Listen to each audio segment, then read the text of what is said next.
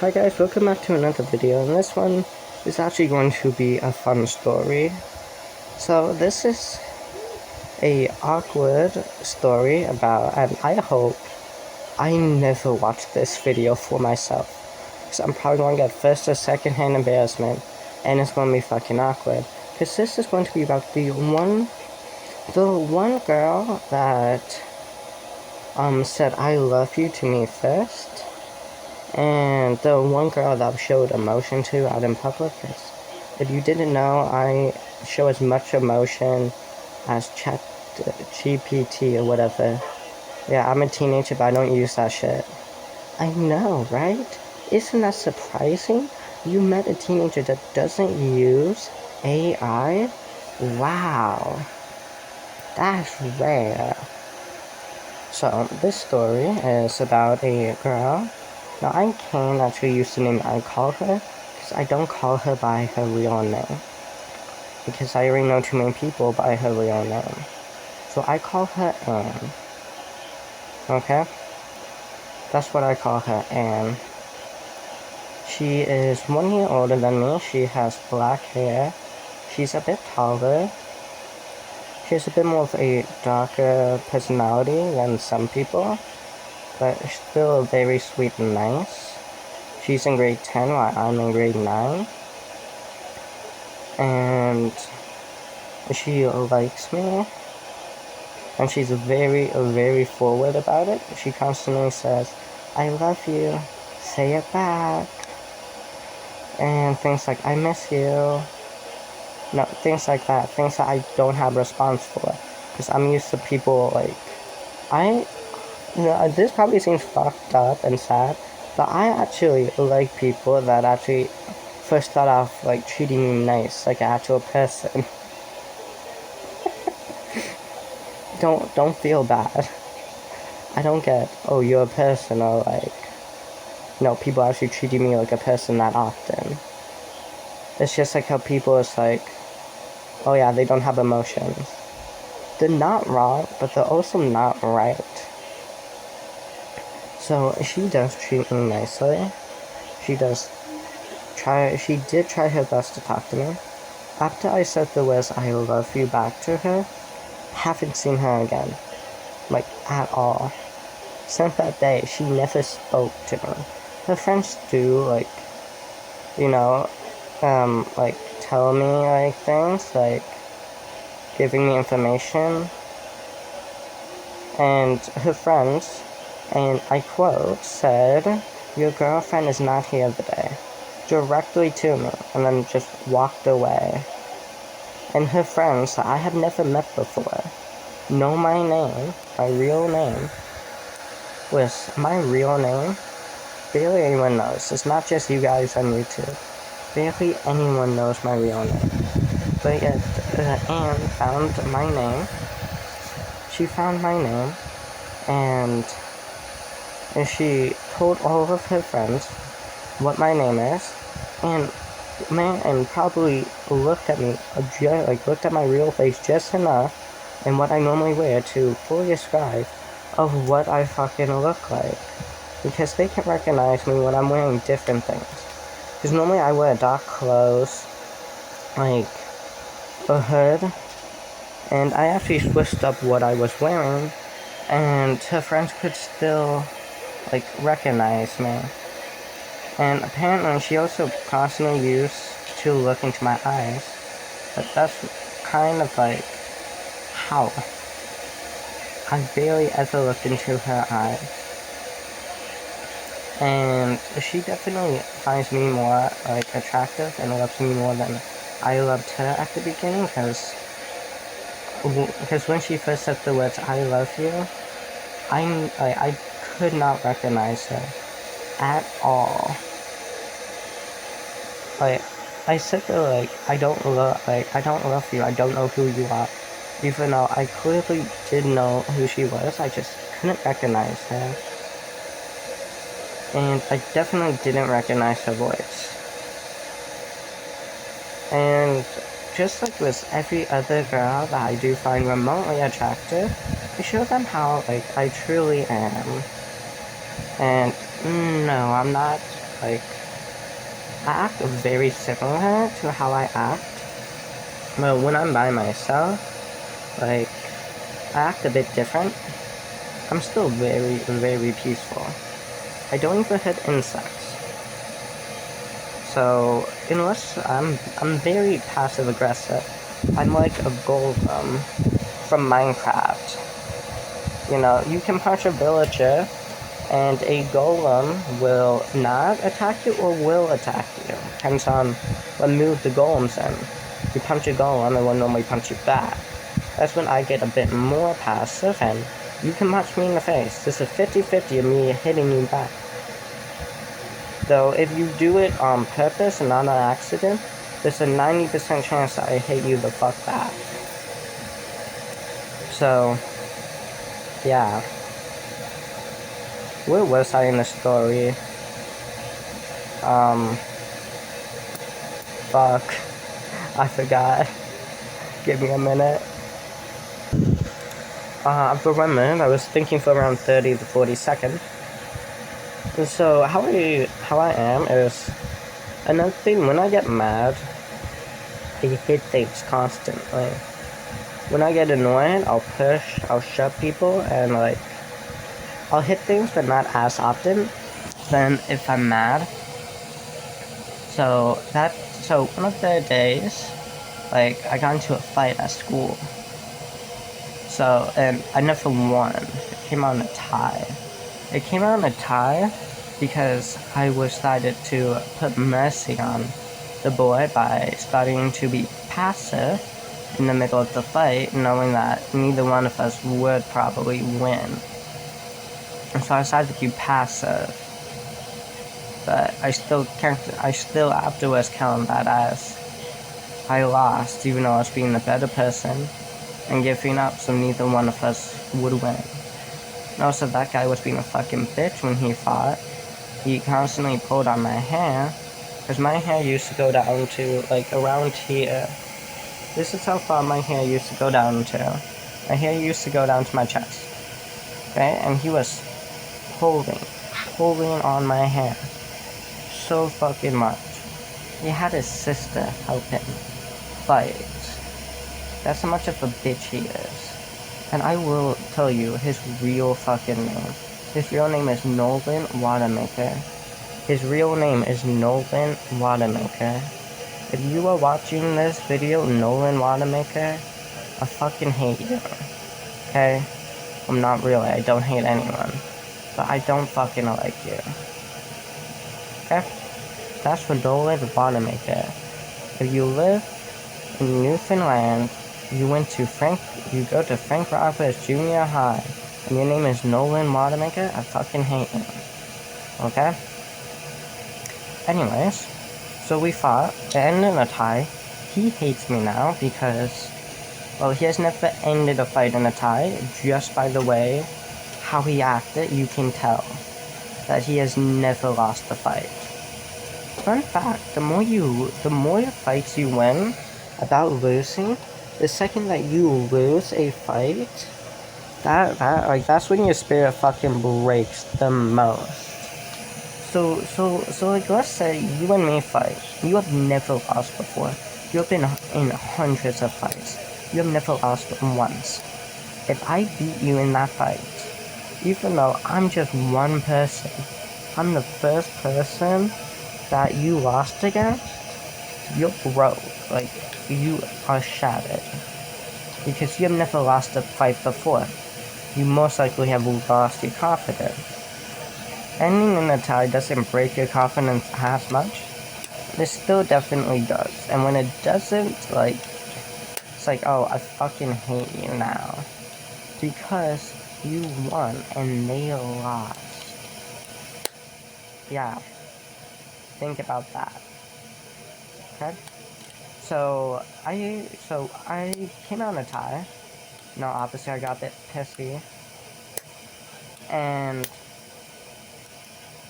I shoved the girl. I shoved Anne, not like having any mind like who she is then.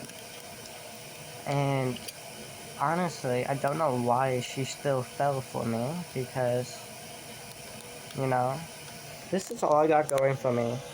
Muscles. I have abs, and I do have muscles. Even from the people that hate me, the people that mainly try to make fun of me, they constantly say things. Why is he why is he so ripped? Why are you so shredded? Like, why do you have fucking muscles? I even got like 10 to 15 people that were younger than me. Like, they constantly like ask me to do things like flex. You know, it doesn't look like I have as much muscle on the camera for some reason. And like when they found out that I had muscles, like I had abs, I had biceps, I was muscular, they started to respect me. Like, some of them even said, "You're my idolist." None of you take notes. I'm not idol shit material. Okay? Jeffrey Dahmer's a better idol than me. Okay? I'm neither good nor evil. At least Jeffrey Dahmer, as an idol, you know, like, what the fuck he is. So, I'm not a good idol. If you want me to be an idol, then sure. I don't get why, but sure. So, yeah. So, I do have a lot of muscles. And I started to notice, like, a bit after that, she started to, like, sit with me on the bus more instead of sitting closer to her friend. And I thought it was because that there were no seats left. But she would purposely sit, like, in the same area that I would sit in. Her friends would be very nice to me with. You know, it's not common for people to be nice to me. Don't feel bad. I'm used to it. And also, even though, like, there was a time, like, where I actually, like, had a lighter, like, okay, so I'm going to mimic out, like, what I would do. Hold on. Okay. Inside the Snakes and Ladders, so inside the Snakes and Ladders game, as you can see, I have a lighter. Yeah. And I don't think that this was the exact lighter. So yeah, inside the Snakes and Ladders thing is hollow, so you can easily put something inside of it. And I put a lighter in there. So that's not what I had when this happened, but it was inside my book bag. I would constantly turn and off the lighter, like right next to, like, around her leg. Not close enough to hurt her or anything, but just because, like, I guess you could say I had an addiction to fire. Was addiction to fire, like a fascination for fire would be a better way to put it. And I thought that they were only saying that to me because I had the lighter. Like, I don't know why. You know, I thought that, but you know, I was a dumbass. And so even when I stopped, like, with the lighter, like, she would always, like, sit close to me, like, where we can both see each other. And when I wasn't staring at her, like, she was looking at me. Now, a fun thing. Fuck. If you do, like, find me attractive and you want to stare at me, don't even let me think. Don't even let me think that you're looking at me. Because the second, not even the second that I think that you're looking at me, my eyes can go from looking at a video game to going back to the video game. Like, I can't, like, whenever, like, if I think that you're looking at me, like, I think that you're staring at me.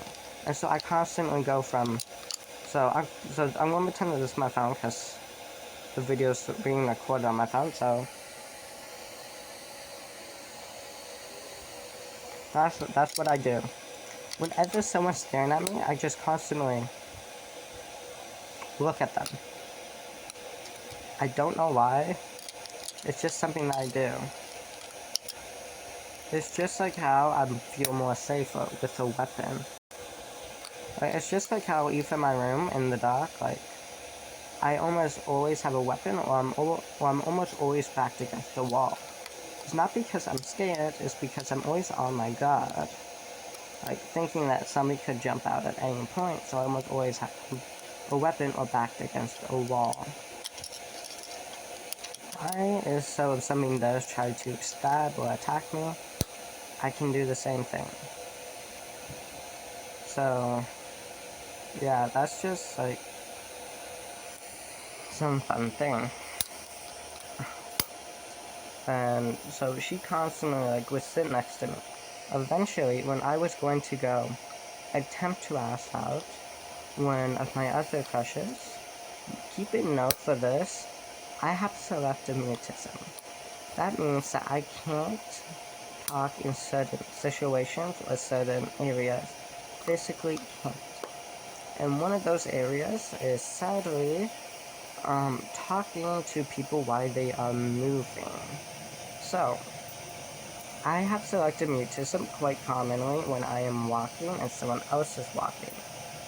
So you would either have to be walking like literally right next to me, like about maybe this far away, in order to be like walking and I speak. Like if you're ahead of me or I'm ahead of you, I will have a very difficult time speaking. If we're walking at two completely different paces, I probably won't be able to speak at all. My voice is also very quiet. Now this girl, I'll tell you her name. Her name is, and this is because I'm pretty sure I pronounced it wrong. Her name is Kinley. Now, I'm pretty sure I pronounced this name wrong, so that's why I'm saying it. So she is pretty. I've lost like a decent amount of my attraction towards her, mainly due to the fact that I know that I would never be able to have her. And I do love Anne more than I love Kinley now.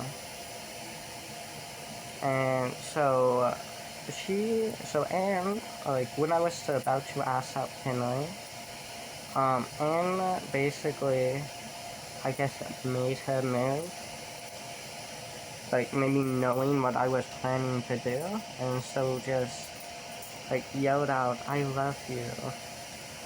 And this is when I never recognized her at all. So that was her first time saying "I love you" when I was planning to like tell the other girl, Kinley, how I felt. So this is what I'm fucking around with. So obviously I said, I and when she said, "I know you love me too," say it back. I said, "I don't love you. I don't know who you are." Thankfully, she knew that I was lying. Thankfully, because I never recognized her at the time. So when I said those words, they sound real. Like it never sounded like a lie, because at that point I generally did not recognize her. And so, yeah, that's something to keep in mind. And so she kept insisting it, and then she would switch between running away from me after that day, and then constantly walking up towards me saying, "I love you, I miss you, say it back." Okay? And once like the beginning of me in grade 9 and her in grade 10, we did start to talk like a bit more. Now mind you, I've had more of a conversation probably to this pillow, because I don't like, I can list on probably, I can there were probably only 20 to 25 words said. Okay? So I have literally like talked more to my phone than I have her, because we like don't talk that much. We don't even know each other's numbers, and neither one of us know what each other's favorite colors, favorite food, like what we like to do. I know more about my best friend's brother that I have practically met once.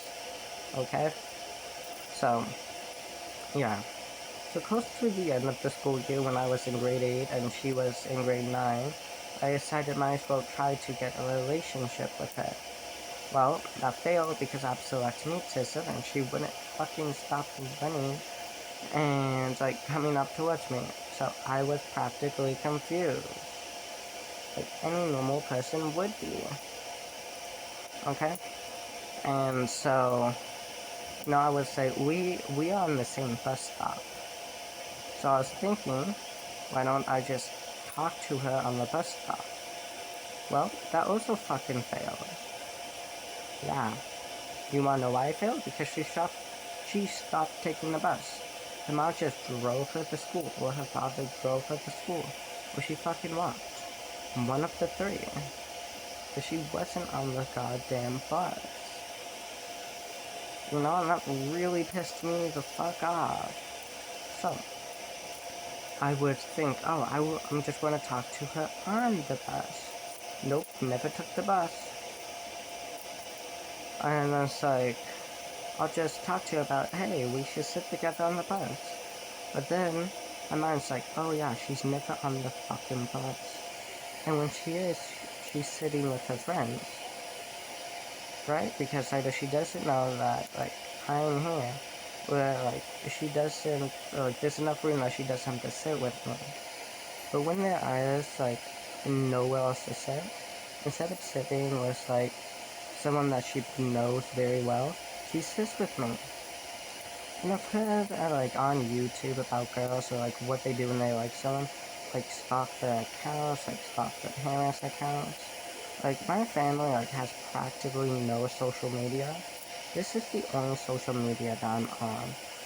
And I don't have Instagram, I don't have Facebook, I don't have Twitter, I don't have Snapchat, like, I don't have any of that. Like, at all.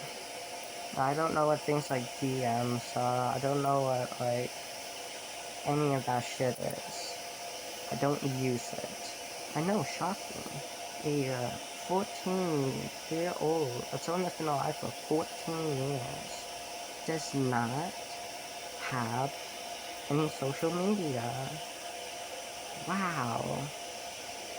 So there's no way that she could stalk me.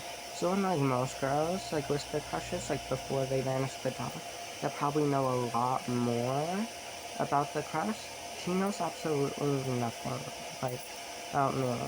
Like, she probably knows, probably just a bit more than I know about her. Just probably a bit more. Cause, and like, I don't even have any friends either. I have one friend. That's it. And, and like, he doesn't show his face on YouTube either. Or like, when he is online. And he also doesn't have many different accounts. So, yeah. So, like, there's nothing for her to stalk. And, I forgot where I was in the story. Fuck. Hold on, give me a minute. I'll remember. Damn, over 23 minutes and 30 seconds. Wow. So, so she knows, like, practically nothing about me. And during the last, like, couple of days, I'm assuming why, like, she told me this, like, around June, like, the last month of school. And we're still not dating yet. Over the summer, I did honestly forget about her. Like I would most people, because honestly, I thought that she was joking. I never believed her the first time. Because people joke about, like, finding me attractive a lot more than you would think. And that is because they are trying to get to me, and then try to break me. It never works. Never. And so when we did come back, like, obviously, she actually does like me, I'm assuming anyway, because she kept it up.